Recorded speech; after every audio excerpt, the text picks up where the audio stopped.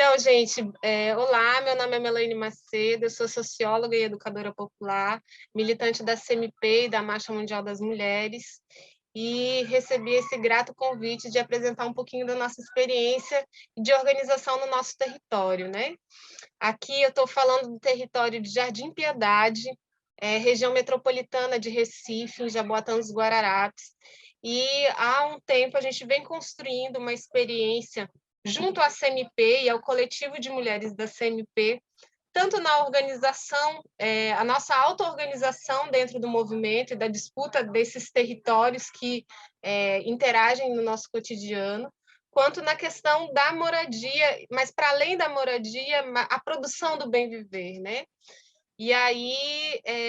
para a gente, foi muito importante quando a gente conseguiu refletir e perceber a composição do nosso movimento, né? E quando a gente vai olhar para o nosso território coletivo, a gente percebe que a gente tem mais de 60% das titulares do movimento popular são mulheres, e mulheres negras, né? Porém, quanto mais a gente vai subindo essa escala, a gente vai tendo uma diminuição da participação das mulheres, em especial das mulheres negras. E esse é um desafio para que a gente enfrente dentro dos nossos territórios também, dentro da nossa organização popular. E para enfrentar ele, a gente precisa se auto-organizar, se auto-perceber e fortalecer essa rede de mulheres que nos trazem até aqui, né? E a gente percebe nessa pandemia mesmo a importância que é a relação de solidariedade que são estabelecidas e mantidas pelas mulheres, seja aquelas pequenas coisinhas da companheira que não tem o remédio, mas que vai na casa da vizinha para pegar aquele chazinho, seja do copo de cuscuz que faltou e vai lá na porta da vizinha, e essa relação de sororidade e de solidariedade que fortalece e que nos organiza, que nos dá força também para enfrentar os desafios e essa falta de mística que hoje a gente encontra dentro dos nossos diferentes territórios, né? Aqui em Jaboatão, a gente tem um espaço que chama Espaço Germinar, que é dentro do habitacional que chama Flor do Carmelo, que tem de 128 famílias, e na Ilha de Itamaracá a gente tem um outro conjunto habitacional que chama o Ciranda da Ilha, que atendem 500 famílias. E eu queria começar por lá para terminar por aqui. Em Itamaracá, gente, a gente tem, além da ciranda da ilha de Itamaracá, a gente tem um perfil de um município que é muito específico. Assim, é um município que tem 27 mil habitantes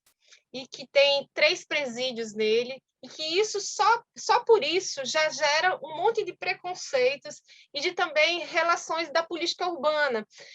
que em Itamaracá, por exemplo, é muito caro você alugar uma casa. Por conta dos presídios, quem mora lá, quem tem propriedade lá, eleva o valor do aluguel para que os familiares de presidiários não ocupem aquele território. E é uma relação cruel isso, porque você tem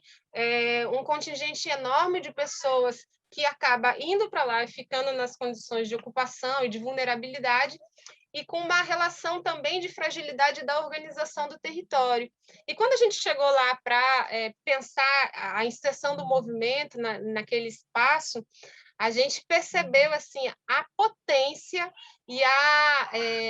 importância da gente trazer as mulheres no protagonismo dessa caminhada, porque apesar de ter essa fragilidade do Estado e, de forma geral, Itamaracá, gente, é um município que não tem uma creche, não tinha uma creche quando a gente começou a atuar lá.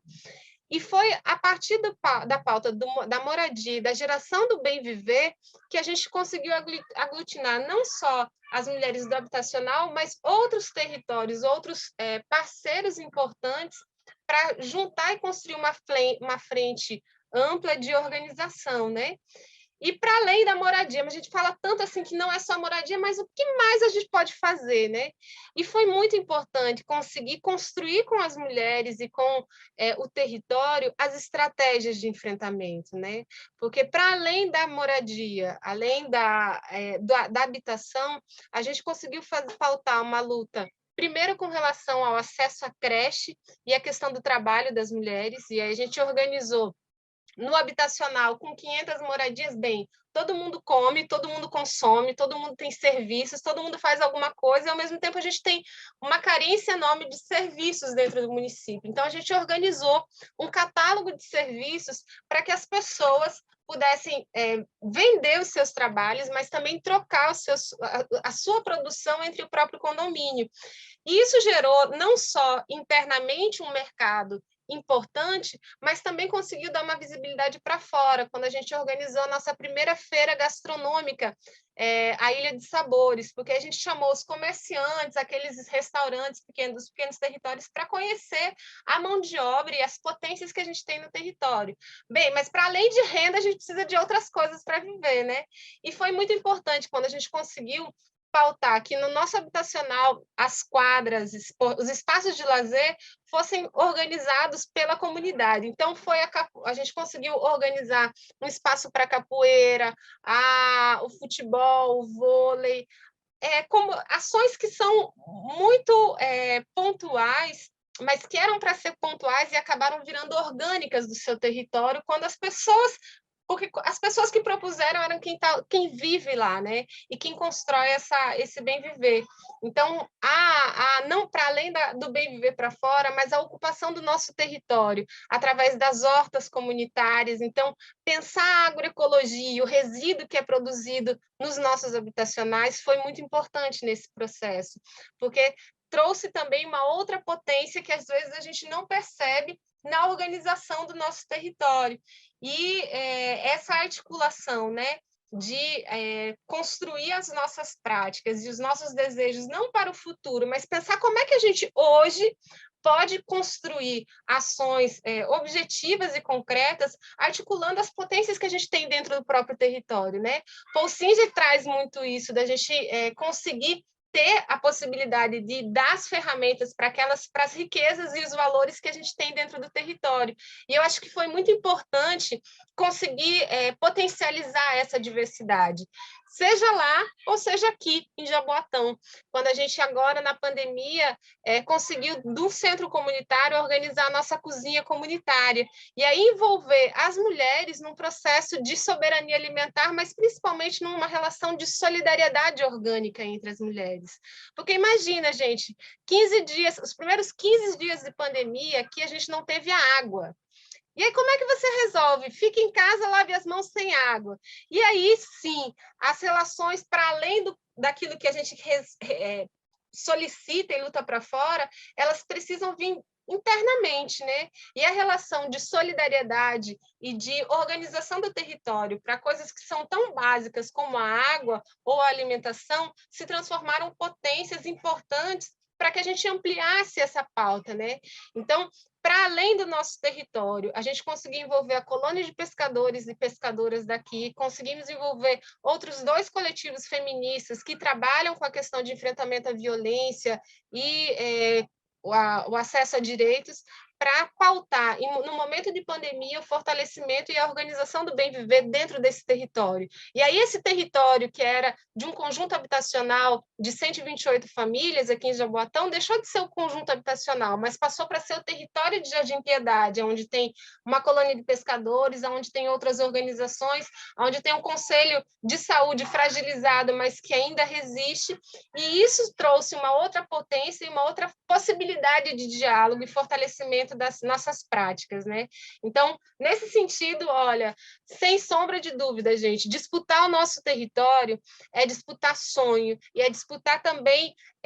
a quebra das barreiras daquele que o capital coloca onde a gente é muito distante do outro. E esse momento, acho que é um momento propício para que a gente possa se olhar e se ver na outra pessoa e no outro lutador ou lutadora que está do nosso lado, porque é estratégico que a gente consiga resgatar a nossa sororidade na construção desse território, porque do outro lado o nosso inimigo está muito bem articulado e a gente precisa conseguir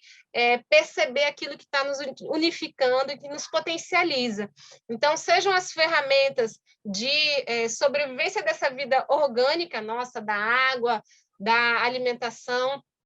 ou seja, pelas disputas, e aí foi muito importante para a gente conseguir reaprender a utilizar as redes sociais.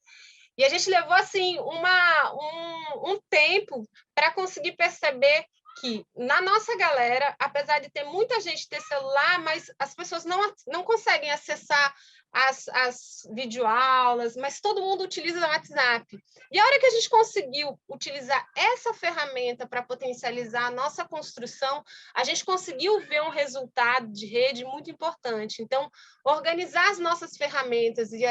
utilizar esse momento também para a gente poder ver o que nos converge é estratégico. E acho que é um desafio que é permanente, mas que a gente também já tem muito para compartilhar. Compartilhar a partir das outras experiências que tem do movimento popular, e aí a gente sair um pouquinho da nossa caixinha, que é aquela zona de conforto onde a gente já está, mas se dispor a conhecer os outros movimentos que estão dentro do nosso território é uma possibilidade de potencializar a nossa luta e de chegar mais longe junto.